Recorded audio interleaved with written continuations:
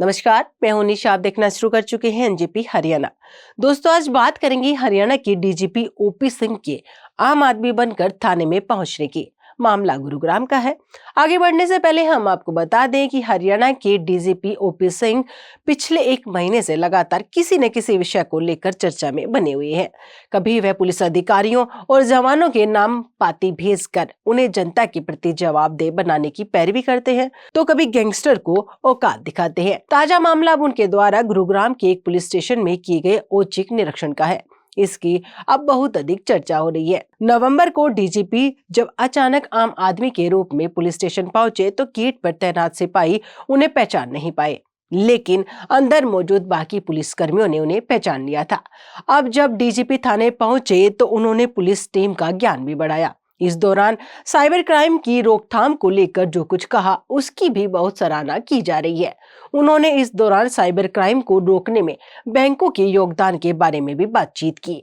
DGP Singh ने कहा कि यदि जांच में यह पाया जाता कि बैंकों ने जरूरी सावधानी नहीं बरती तो साइबर धोखाधड़ी के पीड़ितों को हुई वित्तीय नुकसान के लिए बैंक जिम्मेदार ठहराए जा सकते हैं। उन्होंने बताया कि एक मजबूत संस्थागत व्यवस्था की जरूरत है जो साइबर धोखाधड़ी को शिकायत आने से पहले ही रोकने के लिए काम करे।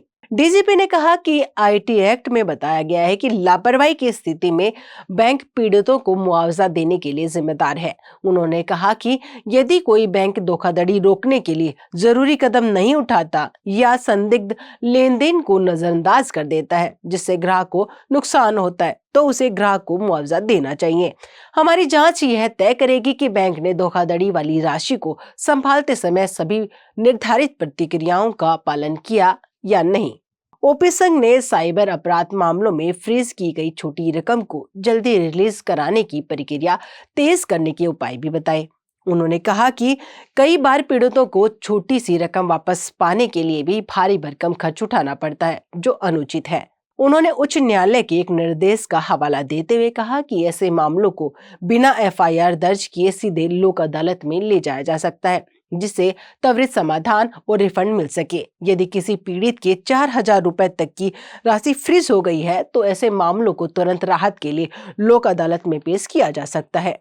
डीजीपी ने एक्स के जरिए लोगों को बताया कि पुलिस साइबर जागरूकता अभियान का विस्तार करेगी जिसमें सोशल मीडिया आउटरीच और सामुदायिक कार्यक्रम शामिल होंगे। इस पहल के तहत स्कूलों और कॉलेजों के हेड बॉय और हेड गर्ल्स को साइबर अवेयरनेस एम्बेसडर बनाया जाएगा जो छात्रों को ऑनलाइन सुरक्षा और नए उभरते साइबर फ्रॉड के तरीके के बारे में जागरूक करेंगे। मीडिया रिपोर्ट्स के अनुसार निरीक्षण के दौरान डीजीपी ने थाने की वेटिंग रूम की स्थिति सुधारने के आदेश भी दिए ताकि वह साफ सुथरा और शिकायतकर्ताओं के लिए आरामदायक हो। उन्होंने एक्स पर लिखा कि जब वे डिजिटल अरेस्ट से जुड़े एक मामले की शिकायत दर्ज कराने साइबर थाना पहुंचे तो गेट पर मौजूद सिपाही ने उन्हें पहचाना नहीं।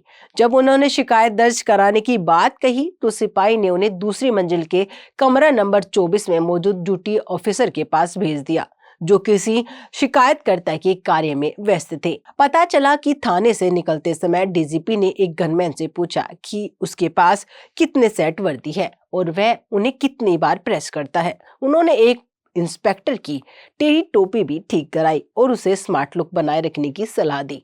डीजीपी के थाने पहुंचने की जानकारी मिलते ही पुलिस कमिश्नर विकास अरोड़ा, डीसीपी, एसीपी और एसएचओ थोड़ी ही देर में साइबर ईस्ट थाने पहुंच गए।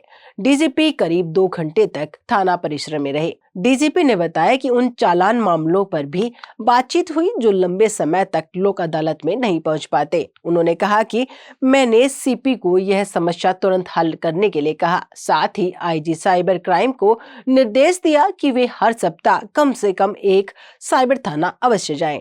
डीजीपी द्वारा किया गया यह निरीक्षण और इस दौरान दी गई हिदायतें आम जनता के लिए बहुत मायने रखती हैं और दर्शाती हैं कि डीजीपी साइबर क्राइम को कितनी गंभीरता से ले रहे हैं। यह निश्चित रूप से एक अति सराहनीय कदम है। दोस्तों, डीजीपी के इस कदम को आप किस दृष्टि से देखते हैं? कमेंट बॉक्स में जाकर बताएगा जरूर। नमस्कार।